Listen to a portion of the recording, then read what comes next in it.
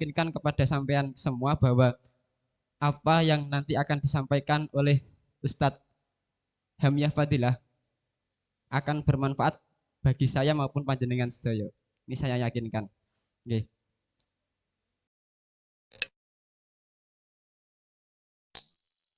Assalamualaikum warahmatullahi wabarakatuh.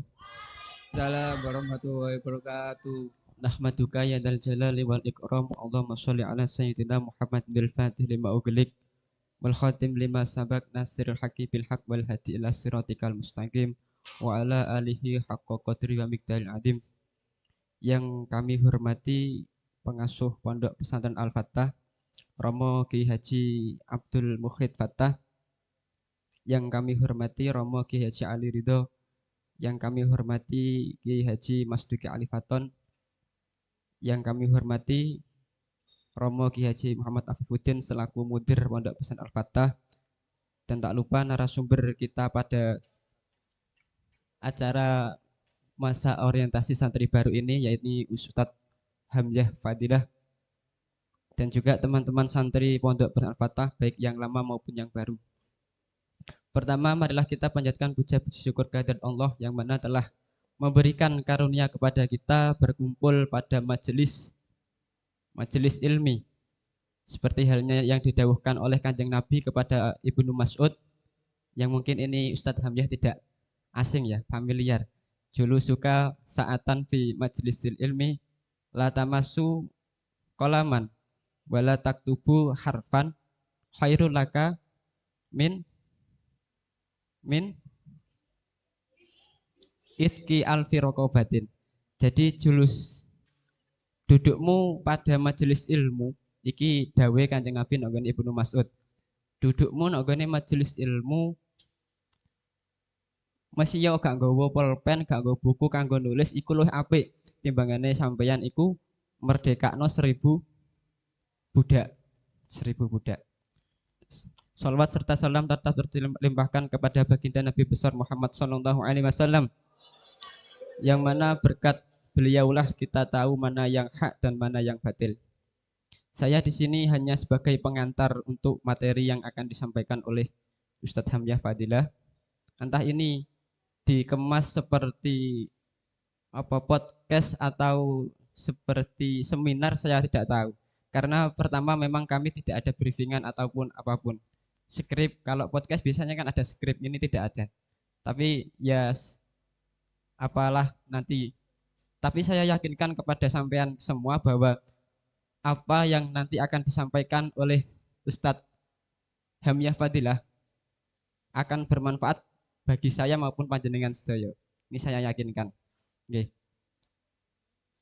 Sebelumnya, apakah saya perlu mengenalkan kepada narasumber utawa alumni kita pada kali ini? Kalau memang yang lama-lama sudah tahu, mungkin yang baru belum tahu ya. Beliau adalah alumni tahun berapa, Pak Hamzah? Jenengan? Dereng wisuda.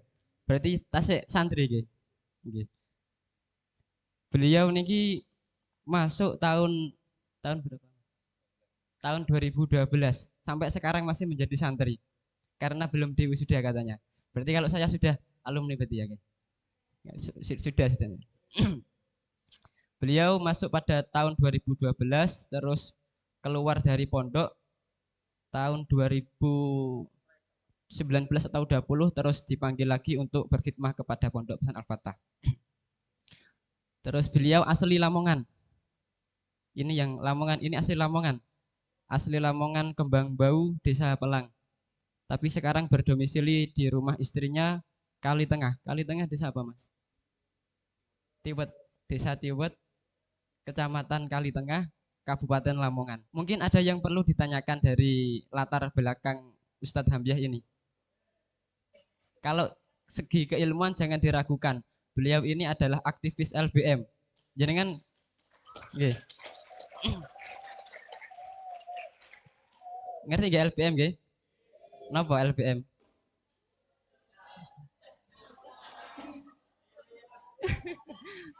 Eyel-eyelan. Nggih, LBM niku Lajnah Basul Masail. tidak sembarang orang yang dapat masuk pada majelis tersebut. Soalnya apa? Ketika sampean kok masuk majelis tersebut, sampean harus punya input atau kemampuan untuk berdiskusi yang tinggi dan juga materi-materi yang berat. Beliau juga mantan karena kemarin baru dilengsarkan menjadi Rois Am Pondok Tengah. Mantan. Hanya 1 tahun atau 2 tahun gitu. 1 tahun. 1 tahun berjabatan dengan kok berjabatan menjabat sebagai Rois Am Pondok Tengah. Sampun nggih, monggo. Kalau boleh tahu apa nanti yang akan disampaikan untuk anak-anak ini? Temanya apa? Assalamualaikum warahmatullahi wabarakatuh. Alhamdulillah, salatu wassalamu ala rasulillah wa ala alihi wa sahbihi wa mawala wa la hawla wa la quwwata illa billah. Amma ba'du. Teman-teman yang saya hormati, pengurus, semua jajaran pengurus Pondok Induk yang saya hormati, saya juga nggak tahu ini mau ngapain di sini. Karena undangannya juga nggak jelas, terus disuruh apa juga nggak tahu. Akhirnya ya, karena ini panggilan pondok, panggilan alma mater, dan sebelumnya saya juga punya kesibukan karena Sabtu jam kantor, jam kota maksudnya, akhirnya saya sempatkan ke sini untuk menyapa atau eh, panggilan khidmat kepada sempen semuanya. Dan ini saya punya catatan, saya itu alhamdulillah punya catatan banyak dan kebetulan sudah punya, maka saya presentasikan, saya sampaikan pada pertemuan kali ini. Jadi pertanyaan dari moderator tadi yang disampaikan adalah tips mencetak generasi ulama ala Kutubu Turos di era generasi milenial. Jadi untuk mencetak generasi itu punya proses. Di antaranya waktu-waktu di zaman sampean seperti ini sampai kelak sampean menikah dan punya keturunan itu ada fasenya tersendiri. Dan itu kita kutip berdasarkan kitab-kitab Turos. Dan ini sebenarnya mau tampilkan di proyektor, berhubung proyektornya nggak ada ya kita bicarakan apa adanya saja. Sudah Pak?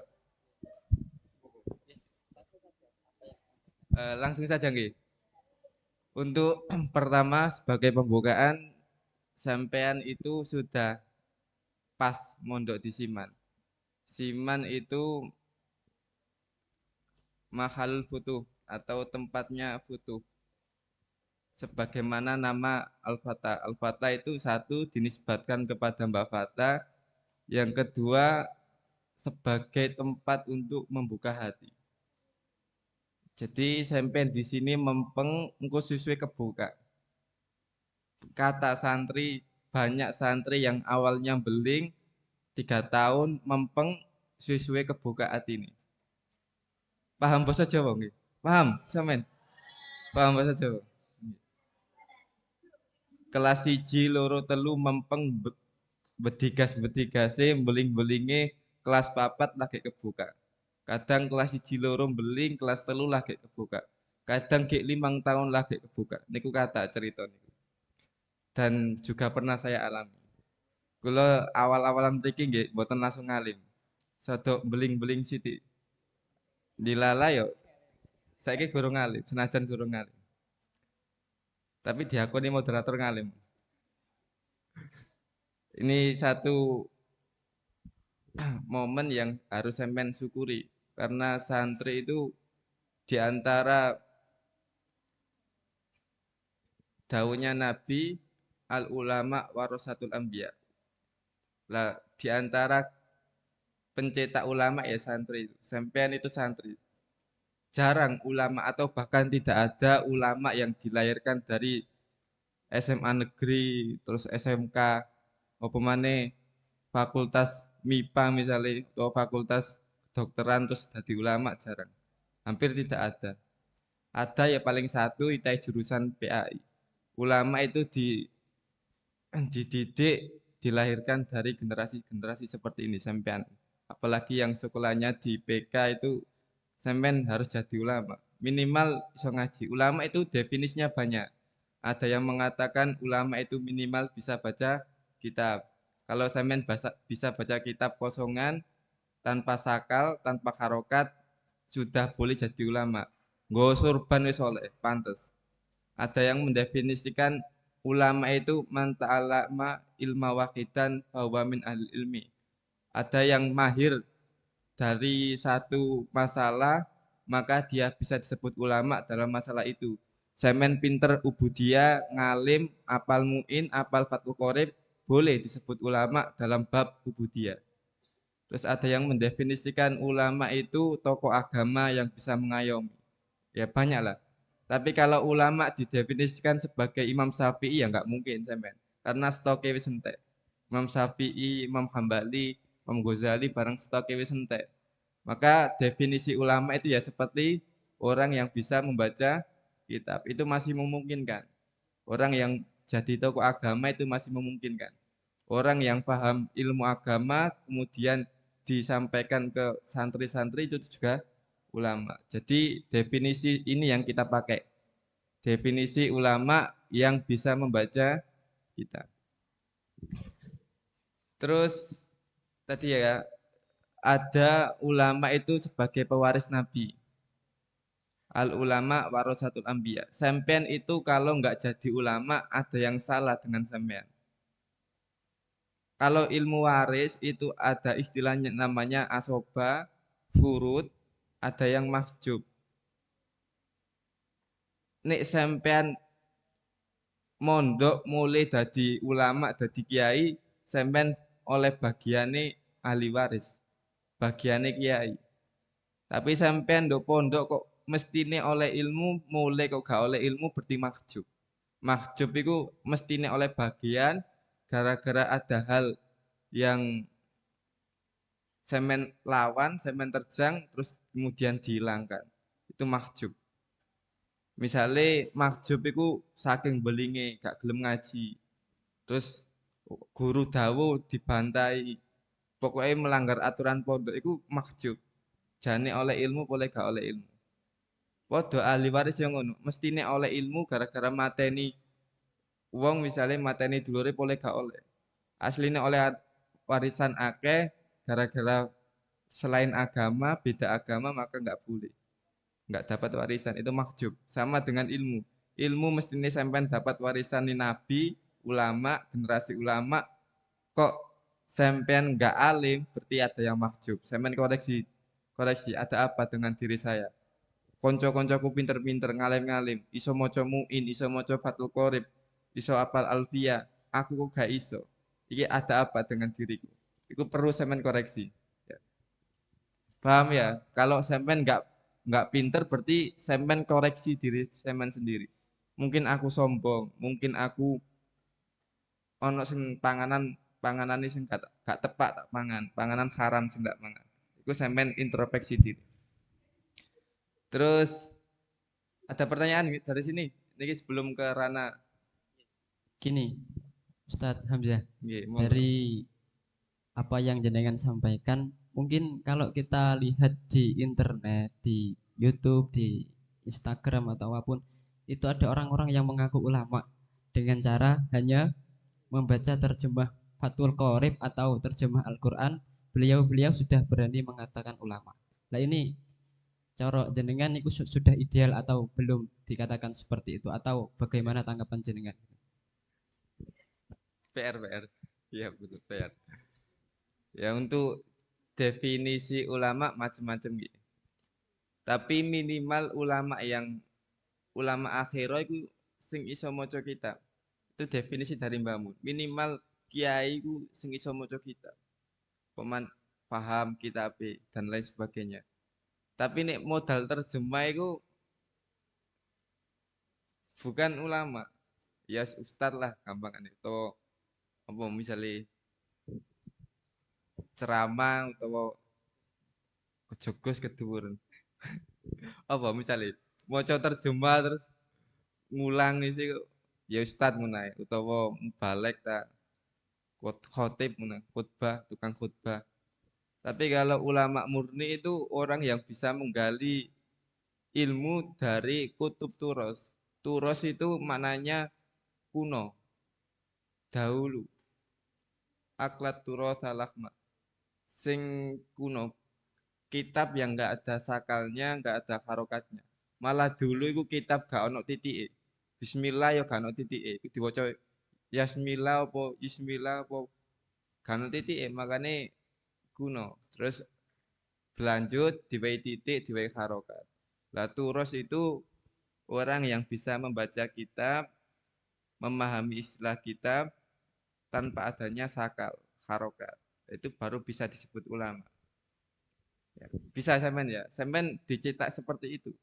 Karena ilmu itu bisa digali dengan sempurna kalau bisa membaca kitab.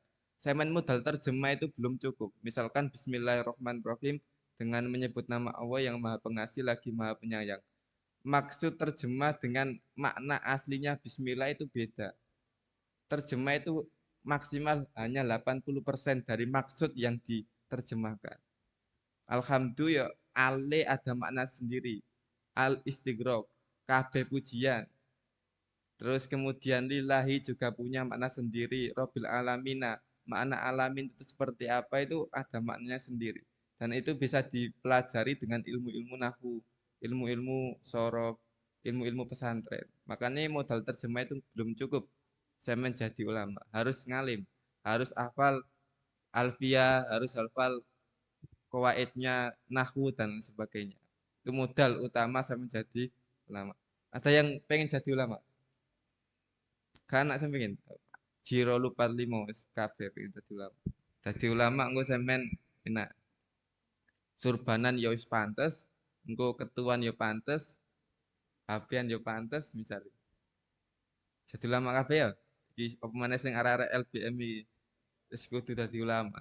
Nek gak dadi ulama ya kick kae itu ke LBM. Eh, ya ini saya ingin cerita nih sedikit tentang bagaimana Nabi itu membentuk karakter seorang ulama, seorang sahabat yang jadi ulama. Ini tak bacakan dulu, tak bacakan dulu. Tak bacakan Arabnya nggih. Cek pantes sanganane diundang rene gak iso maca kitabmu gak pantes, rugi sing ngundang. Bismillahirrahmanirrahim. Ini nanti tak terjemah sendiri. Sampeyan dengarkan saja. An-Nabiyyu sallallahu alaihi wasallam yad'u lil abna'i wa hum fi aslabi abna'ihim.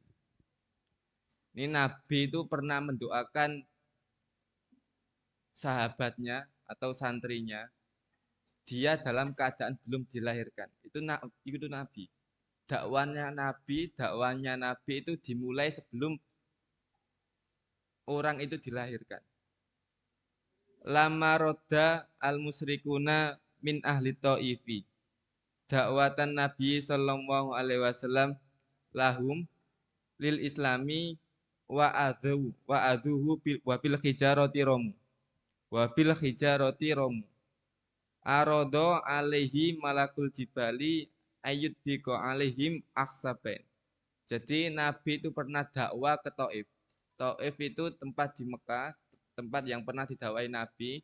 Kemudian penduduknya nggak mau menerima dakwahnya Nabi. Bahkan mereka melempari Nabi romu bil hijaro, melempari Nabi dengan batu. Kemudian menyakitinya.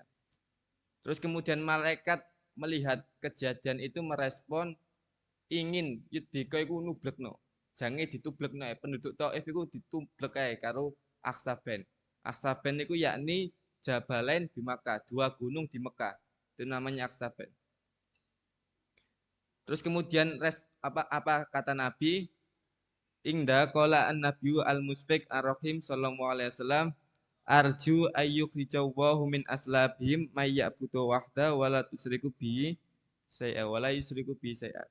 Melihat kejadian itu, malaikat menawarkan agar ditumplek kayak itu, Nabi merespon jangan arju ayyukhrijawahu min aslabihim may ya'budu wahda. Saya hanya ingin anak turun mereka itu menyembah Allah. Meskipun mereka itu tidak menyembah Allah, tapi saya ingin anak turun mereka menyembah Allah. Wala yusriku bihi syai'an, dan tidak menyekutukan Allah. Ini dakwahnya Nabi.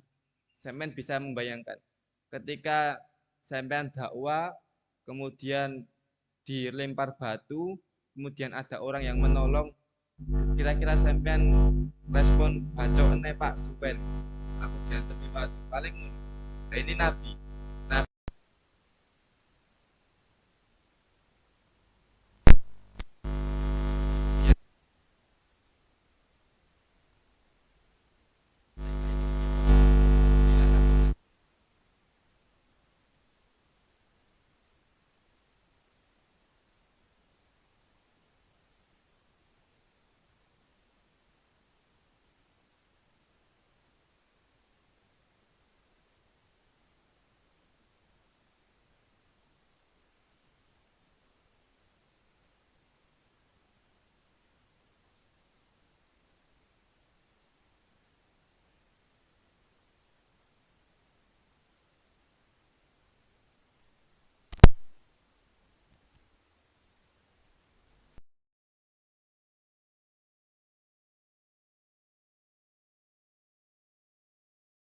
Pulang jalal bodoh 10 tahun mau untuk bodoh kurang ngerti alifat tak misal, jangan putus asa, gak apa-apa, biarkan jalal yang bodoh tapi anak turunnya jangan sampai bodoh. Nek sampai jalal iki dikik teko pondok trauma, aku biyen mondok digepuki tok ae terus gak ngono gak diulang ditokno pisan, akhirnya anak turunnya gak gelem mondok, iki yang bahaya. Yang sikap kita gak apa-apa arek bodoh-bodoh lah gak apa-apa mondok, engko diulang, nek gak iso babak, gak iso gak apa-apa, kita berharap anak turunnya jadi orang alim. Ini dakwanya kiai. Dulu kula didhawuhi Yai Ridho, didhawuhi Yai, mencetak generasi itu butuh proses panjang, gak cukup 1-2 generasi, lama. Bisa jadi sampean ya sekarang ngalim, bapaknya sampean biyen gak ngalim, gurung ngalim. Kadang bapaknya sampean dhewe maca Quran urung iso. Sampean mondok apal Quran, iso maca kitab itu kan keren.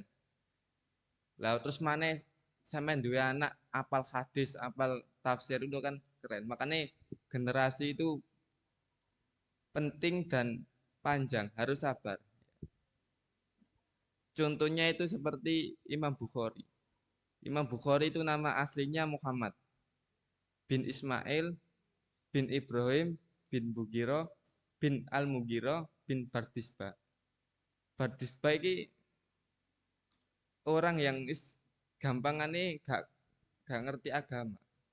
Cara saiki ini yo dul ta sopon. Cuma beliau melahirkan Al-Mugiro, terus dia putu jenenge Ibrahim. Ibrahim iki wis rada alim. Terus duwe anak maneh jenenge Ismail. Ismail iki tambah alim. Luwih alim teko Ibrahim.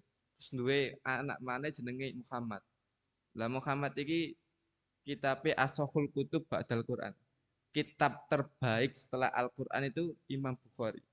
Kebetulan Imam Bukhari itu secara gen, secara nasab itu bukan keturunannya Nabi, bukan dari keluarga Habib.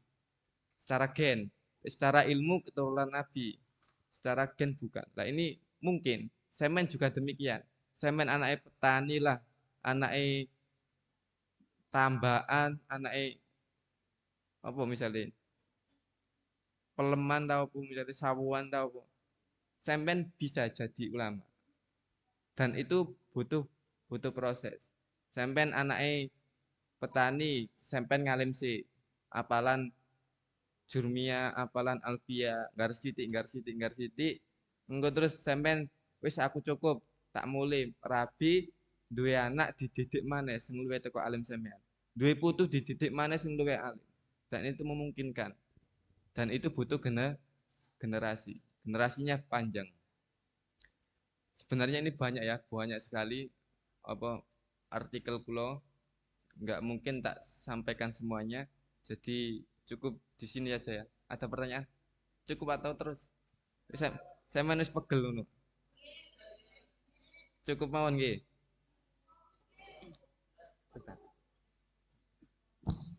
Satu lagi. Ini sampean pengalaman pondok nggih. Pengalaman pondok sampean yang baru-baru apa maneh sing wis anyar tapi wis rasa lawas. Nek nangis ditangisno ae. Gak apa-apa. Bro-bro nduk kono. Nduk kono sungkan ya nang jeding bro-bro dhewe. Nek sik sungkan ya nang dhuwur genteng kono. Gak apa-apa pertama nangis-nangis sih engko terus kepengin salto ya salto gak apa-apa engko jengger-jengger balik. Pengalaman berarti gini. Pengalaman pribadi. Bakalan berarti. Engko pengen pengen jajan yo jajan sih gak cukup jajan siji yo sak gerobake digowo kabeh. Wis tak tukune sak gerobake Pak, penting aku kerasan. Gak apa-apa monggo. Penting sampean kerasan sih. Biyen niku dulu aku iku langsung kerasan abi. Jadi nggak punya kisah historis. Sing sampai mewek terus gulung-gulung gak tahu. Tapi tapi kanca-kancaku ya tahu. Nyawang lu kene dineng-neng purik rono. Lu kono dineng-neng purik rene. Ya ono ae wong ngono ku model ngono. Lah sampean tergantung tipe yang mana. Langsung kerasan opo leren nangis sik monggo. Ku nek nangis sik kan seru dia cerita. Biyen aku nangis nah nduk pondok misalnya ngene. Monggo gak apa-apa nangis-nangis sik. Ya ben duwe cerita. Nek pertama keluarin niku langsung nggih alhamdulillah langsung kerasan, tapi jajanan tak sereng jajan. Jajan. Yo gak duwe akeh tapi tak duwe-duwekno. Tak duwe-duwekno. Jaluk penting kerasan. Lagi seminggu terus pulang maneh, pulang liburan.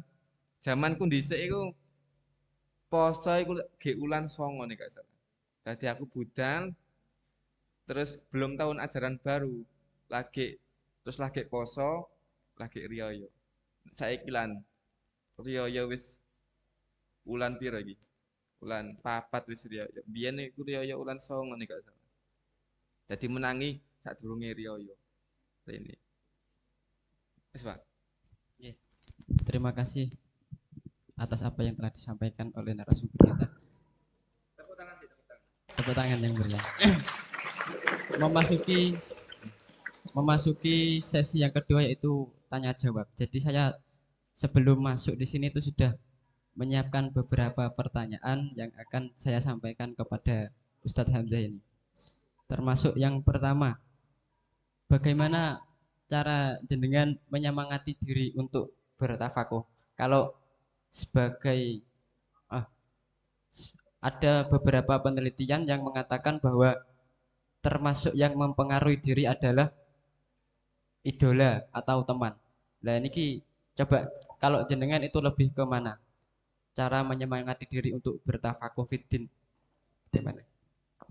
Eh bertafakuh fiddin tuh macam-macam nggih. Di antara mungkin ada adik yang belum sempat ikut LBM monggo derek. Eh kula saya ngaji itu pertama kelas 1 2 3 itu ya gak butuh nemen, ya gak pinter nemen, ya standar lah, standar. Terus mulai tafakuh itu kelas 4. Kelas 4 itu saya membuka diri. Oke. Nah, terus motivasi terbesar jenengan untuk berubah itu apa? Biar nanti teman-teman bisa ditiru. Oh, saya itu mempunyai idola atau passion seperti ini. Saya harus seperti ini atau bagaimana kalau jenengan itu untuk berubah itu loh. Iya. Saya juga nggak tahu. Pertama dulu kelas 1 2 3 itu semangat ngaji itu tidak seperti kelas 4 sampai kelas 7. Itu saya rasakan. Kelas 3 ya tetap wayang ngaji ya ngaji ngono. Tapi ya mbok paham mbok ora tetap ngaji. Tapi semangatnya itu tidak seperti kelas 4. Kelas 3 akhir itu dulu ada semacam keluar pondok, apa namanya? Tabarukan. Ten mriki tabarukan, poso tabarukan. Kula sowan terus tabarukan. Lah saderenge sowan niku kula eh ditawar bukan ditawari, didhawuhi kali Yai. Kali Yai Ridwan, "Ente di sini kurang apa kok pengen pondok keluar itu?" Akhirnya tak pikir-pikir, iya ya pondok ini kurang apa kok sampai pengen mondok menjaba. Terus tapi di akhir tahu beliau, gak apa-apa. mm, pondok Ramadanan saja di luar, tapi nanti kembali lagi, langsung balik mana. Terus kelas 7, di akhir kelas 7, aku pengen nang Pujon di pengenan nang Pujon asli. Pengen Pujon terus nang melanjutkan. Akhirnya sowan male didhawuhi maneh. Ente di sini kurang apa kok sampai pengen pondok keluar? Ya nggak apa-apa, Pak. Nggak apa-apa saja. Pondok luar tapi di sini kurang apa? Lebih baik di sini dimatengno, dientekno. Sampai nyesep ilmune Kiai Siman iku wis ngalim. Nyesep tok iku. Rosman minat diamin. Nyesep tok iku salim. Apa maneh sampai ngombe. Iku Siman. Siman iku Bahrul Ulum. Segorone ilmu. Mbok sesep iki salim apa maneh mbok umbi, apa maneh mbok entekno tambah surban 5 mbok kabehno ndas pantes. Iku bahasa kasarane ya. Jadi monggo kita punya kiai banyak dan alhamdulillah saya tidak pernah ikut campur urusan khilafiyah masail. Zaman riyen itu masih ada khilafiyah masail itu ada dan kebetulan kita jadi pengurusnya tapi nggak pernah ikut campur urusan khilafiyah. Jadi urusan khilafiyah itu ya wilayahnya masail bukan wilayah kita. Terus yang kedua yang bisa merubah karakter itu musyawarah. Musyawarah dan LBM. Itu gampang cepet semen dadi ulama. Minimal iku wis paham lah. Muin terus Fathul Qorib iku nyawang tok yen wis paham karepe. Iku bisa dilampaui dengan bermusyawarah, apa berbasul masail utawa tapi kula riyen niku sadurunge basul masail iku enjon melek bengi biyen tapi melek bengi sinau ngarang kitab biyen saiki ora. Tepuk Jadi tangan, tepuk tangan, tepuk tangan. ora iki ora kula kelas 5 saiki ana arek kelas 5 nulis di buku jarang saiki Nasrullah iki jange kandidat penulis tapi gak denung-denung tulisannya. Kula kelas 5 niku mpun sowan ke Yai nyuwun koreksi kitab tak tulisi tesis ngono. Padahal ya buku-buku pondok itu penting ya penting dalam hal ngaji jadi semen nduk kene ya nulis ya musyawarah engko sesuai kebuka semen apa maneh musyawarah iku gampang ilingan sing tak sampekno iku eling sampai 10 tahun ke depan iku sik eling apa maneh sing ditulis gampang eling semen maca tok iku gampang lali apa maneh ngrungokno tambah gampang lali dirungokno ditulis dipahami kuwi cepet eling. Nggih.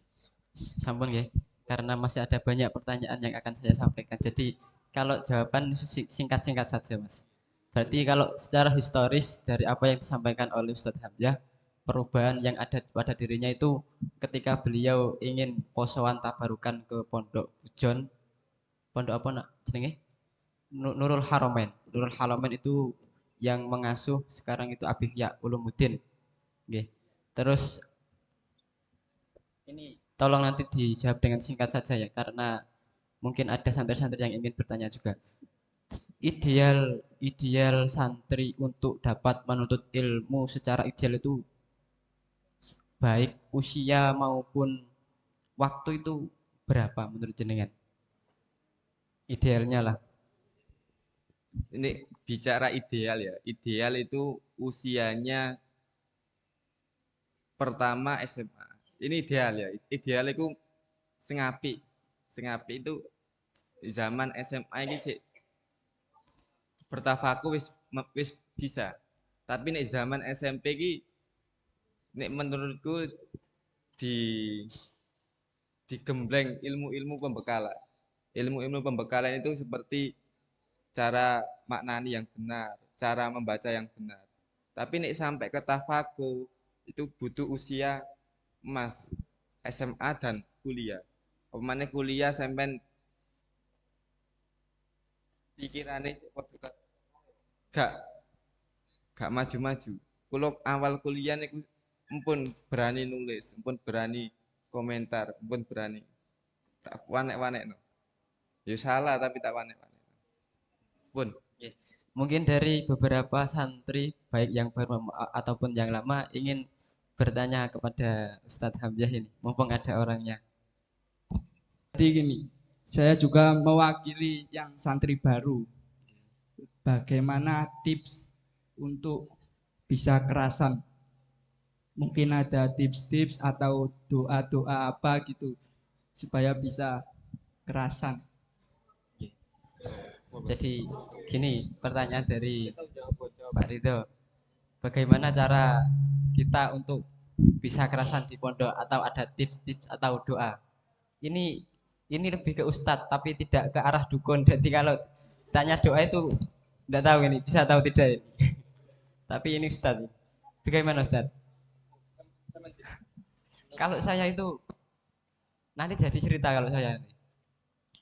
Kalau saya dulu itu tidak tahu kok moro-moro kerasan karena dari pondok dari rumah itu sudah ada keinginan untuk mondok sendiri. Walaupun nanti di sini ada beberapa kendala seperti kangen rumah, kangen orang tua atau semacamnya. Maklumnya santri barulah, tapi saya selalu ingat niat pertama saya bahwa saya di sini itu untuk mencari ilmu. Nah, ketika saya ingat itu, saya tanamkan pada diri saya, aku wis budal no ado-ado teko Bojonegoro Lamongan, atik mulai gak iso apa-apa iku rugi tenan. Nah, iku sing paling mengena di hati saya. Saya jauh-jauh dari Bojonegoro ke Lamongan, kalau sampai saya pulang tidak bawa apa-apa itu sangat rugi. Nah, itu yang menjadi motivasi terbesar saya. Nih, monggo. Selain itu mungkin ada tips-tips yang lain. Tips banyak ya.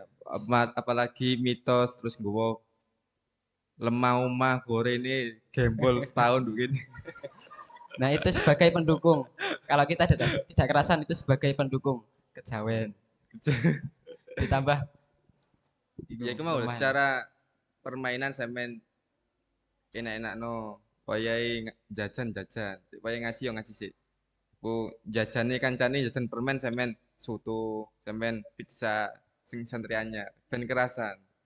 Atau jajan-jajan sing gak lumrah, nggo sak galon diombe ijen gak apa-apa. Ben kerasan. Terus kemudian dari antar teman santri baru iki podo ngemong. Sampeyan nek saged podo ngemongi. Sijine gak kerasan dimong. Sijine kerasan ngemong sing gak kerasan. Mong-mongan. Ya. Pemane santri baru iku jiwa emosiane le podo. Aku gak kerasan rek, koncoku kok kerasan. Terus mong-mongan, dimong santri lawas iku bener pengaruh tapi tidak sepengaruh santri baru. Ya iki nyuwun tolong sing santri-santri baru saling ngomong iki, saling ngomong. Ojo terus tambah ngejak mulai kabeh, apa maneh sing banteng putih wong telu, gak kerasan siji dijak mulai kabeh aduh. Terus ya nek iso geret-geretan, gak kerasan siji sing loro ngomong. Gak kerasan loro sijine ngomong. Nek gak kerasan kabeh ganti sing liyane sing ngomong. Berarti saling ngomong begitu ya. Saling ngomong. Kalau ada temannya yang nangis, jangan ikut nangis. Tapi dimong. Jangan tambah ikut nangis. Nanti sepondok nangis semua. Cukup ya untuk kali ini. Dari apa yang disampaikan oleh Ustadz Hamyah, bagaimana cara kita mengkader atau menggenerasikan cara untuk menjadi ulama. Mestinya ini harus ada catatannya biar sampean jelas. Kalau hanya disampaikan melbu kuping tengen, metu kuping kiwo. Nah, ini enggak santri aslinya. Idealnya santri ya nggo pulpen, nggo buku. Mungkin cukup itu saja yang dapat kami sampaikan. Saya selaku moderator pada acara ini. Ada kesalahan baik yang disengaja maupun tidak, saya mohon maaf yang sebesar-besarnya. Setelah ini ada doa yang akan disampaikan Ustadz Hamzah. Kurang lebihnya mohon maaf yang sebesar-besarnya. Wassalamualaikum warahmatullahi wabarakatuh.